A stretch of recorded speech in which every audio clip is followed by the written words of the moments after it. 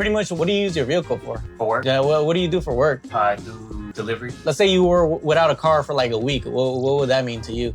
Man, I would miss a whole week of work. And I know you needed the vehicle for work, so that's why I stayed a little bit overtime just so I could get this done for you and for you don't miss any work tomorrow. Appreciate you, bro. All right, yeah, no worries, man. All right. All right, yep. Thank you. You're all good to go. Ow! That hurt.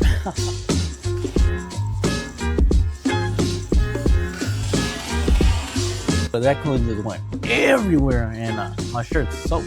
But yeah, that sucks. Today we got a free car repair on the 1998 Ford Ecoline 250. Customer states on this one is his check engine light is on. He also mentioned something about coolant and oil mixing together in the reservoir, which I highly doubt is a blown head gasket. Since I did change out this engine about a year ago, for this repair we have to work quick since we only have about 2 hours to work with the vehicle, mainly because the customer does use his vehicle for work and without it he can't make a livelihood. So let's get our customer back onto the road and let me bring the vehicle into the shop.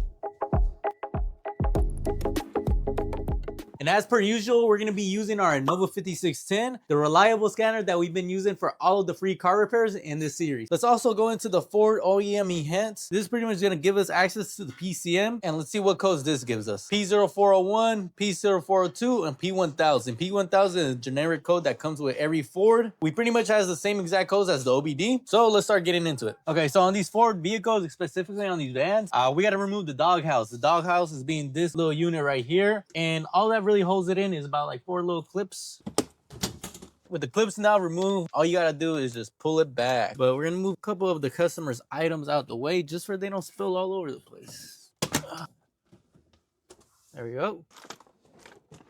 Vamos a ver, vamos a ver, vamos a ver. I already have a pretty good idea of what's going on exactly on this vehicle.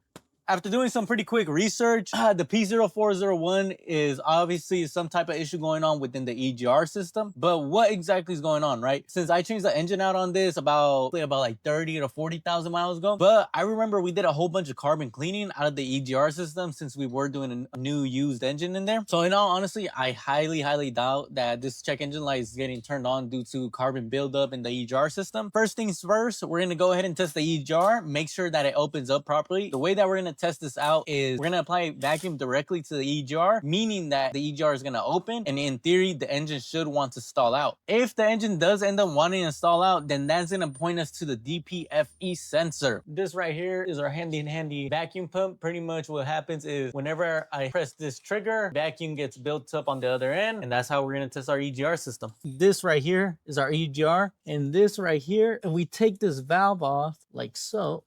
Go, valves off. We have access to this, and we're gonna go ahead and slide this one back over here. Make sure it's nice and seated there. Now what we're gonna go ahead and do is we're gonna turn the vehicle on. We have the vehicle running now. We do have our vacuum pump hooked up to the EGR, and in theory, if I apply vacuum to it right now, the engine is gonna want to cut out. So let's see what happens.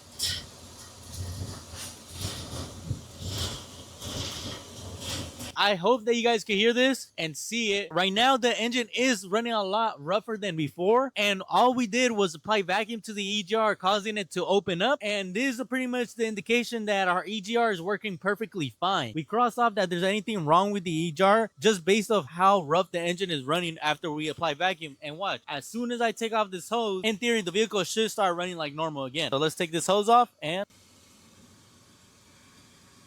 then, yeah, boom. Now that we disconnected our hand pump, our engine's running perfectly normal now. It doesn't have that rough stall issue going on anymore. We confirmed that there's nothing going on within the EGR system right there. Okay, so now what we're going to be looking at is the DPFE sensor. Okay, so now we're going to be taking off the DPFE sensor. It's going to be right there. And we're going to test its resistance. Based off of the number that we get off of the multimeter, if we get a super high number, that means that there's some type of opening within the actual sensor. All right, let's get this other bolt. Super hidden, not hidden enough. It's not that bad. This right here is our DPFE sensor. So this is our sensor right here. We're gonna go ahead and test the resistance on it, see what the resistance is at, and based off of that, that's pretty much gonna tell us if this sensor is good or not. So let's go. To confirm whether this sensor is good or bad, we're gonna do a resistance test on it. In order for us to test the resistance, we need a multimeter. So we're gonna be using the Innova 3348. This is Innova's multimeter, and this is gonna help us solve whether this sensor is any good or bad. So let's open this up real quick. Oh, nice. Comes in a case. It's pretty cool. Oh, nice. So fancy. So we're gonna go ahead and do a resistance test on it. Right now we do have the multimeter hooked up properly. So 1, 2, and 3. This is our old sensor, the sensor that originally came off the vehicle. So we're gonna put positive onto pin number 2 and then our negative on pin number 3. Okay, as you guys can see right there, we have a resistance of 60.5. So that right off the bat, that's already telling me that's like way too high, especially for sensors like this. Typically resistance ballpark for any type of sensors, anything below 15, that's good resistance. So right here, I already know this is like way off. We're gonna go ahead and do the same test on our brand new one. This is our brand new DPFE sensor. Positive on 2, negative on 3, and then boom, look at that. Right now we have a 3.9 resistance. That's a way better reading than the original sensor. So we're gonna go ahead and install this and we're gonna see what happens. So this should fix our check engine light issue, and then we'll move on to the cooling concern that the customer has.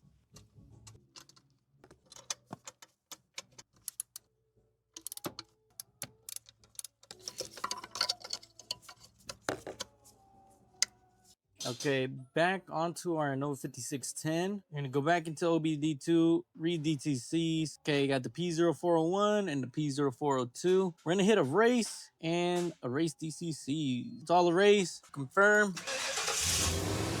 We no longer have the service engine soon on displayed on the dash anymore. All that's really left is to test drive the vehicle. We're gonna test drive it. Then we're gonna go ahead and take a look at our customer concern with the coolant mixing with the oil.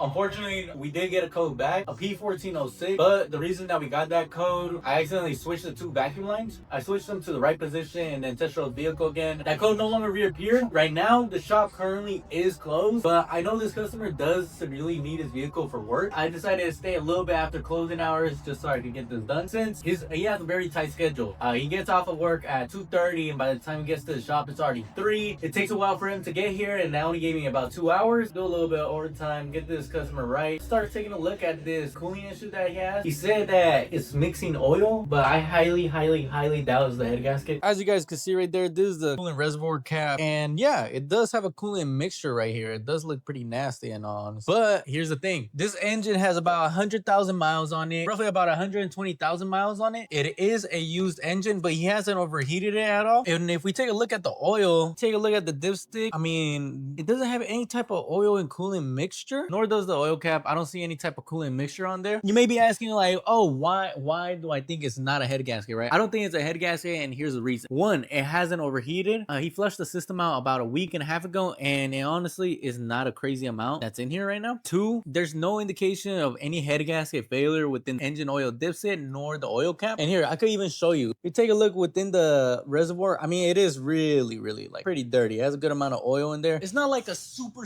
crazy amount where I'm like, oh wow, that gotta be the head gasket. Oh, you know what? I don't even have to lift this up.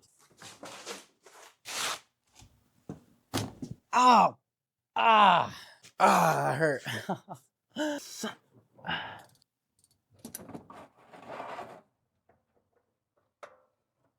Even the engine oil coming from the oil cooler doesn't even look milky. Oh, we're so cooked. I don't have an Allen size for this.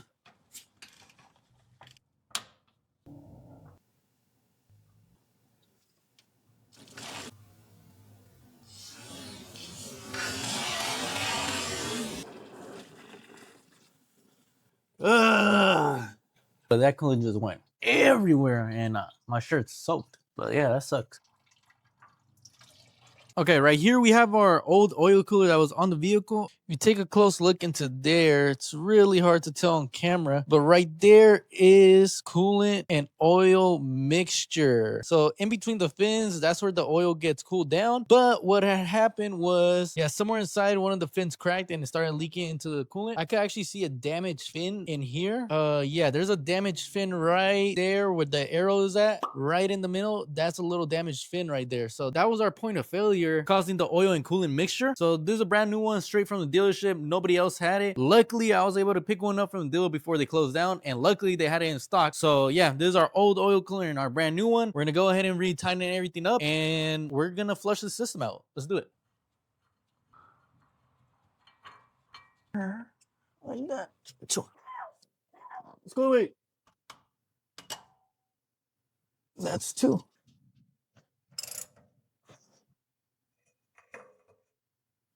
Boom. Boom. All right, so all there's really left is to refill the cooling system, bleed it, and that's about it. We're gonna use some Presto and Total Cooling System Cleaner. What we're gonna go ahead and do, since I mean it's really late for me, it's about hit 8 p.m. Unfortunately, I don't have enough time to clean out this reservoir. Plus, nobody had it for today or tomorrow. It's a special order. So what we're gonna go ahead and do, we're not gonna do a full cooling system flush. I'm gonna put in this cleaner for the customer. He's gonna drive it for about 2 to 3 days until I receive the reservoir. Then we'll do another cooling flush. Unfortunately, he can't leave it. I mean, he needs it for work, and it's completely understandable, you know? So I'm just glad I was able to compromise with him. I stayed a little bit of extra overtime just so I could get this done just for the customer, you know? The customer always comes first. But in all seriousness, you know, he's a long-time customer. Yeah, I known him for a while now. I mean, I did the engine for him a long time ago. If he's willing to pay me for an engine, then I should be willing to stay a little bit longer one day just for he to be able to go to work. Let's start topping this off.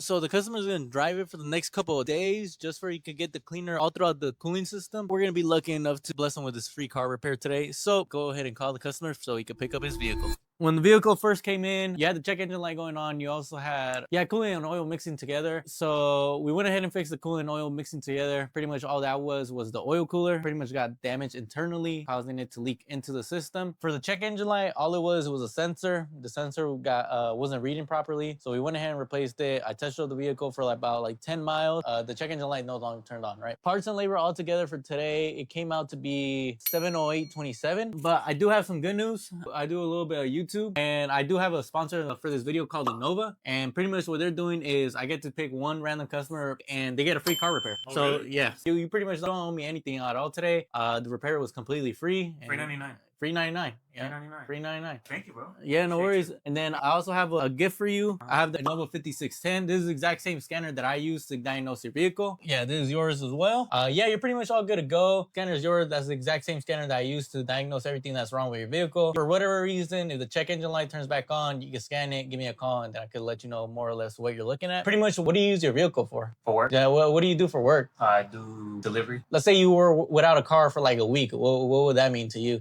Man, I would miss a whole week of work. Man, Yeah. that would suck, you know? Yeah, that would suck. I know you needed the vehicle for work, so that's why I stayed a little bit overtime just so I could get this done for you and where you don't miss any work tomorrow. Appreciate you, bro. All right, yeah, Thank no you. worries, man. All right. All right, yep. Thank you. You're all good to go. It is super late. It is super late right now. So I gotta go home. It's about to be 9. It's 8:30. It's 8:30 p.m. I gotta go home. I gotta go to sleep. I gotta edit this video. So once again, thank you to the sponsor of this video, Innova. If you guys want to check out all of our other Innova videos, all of the links will be in the description of this video. Go ahead and check them out. It really supports me making sponsored content and give back to the community. Sorry if this outro feels a little bit rushed, but I need to get home. So thanks for watching. Bye.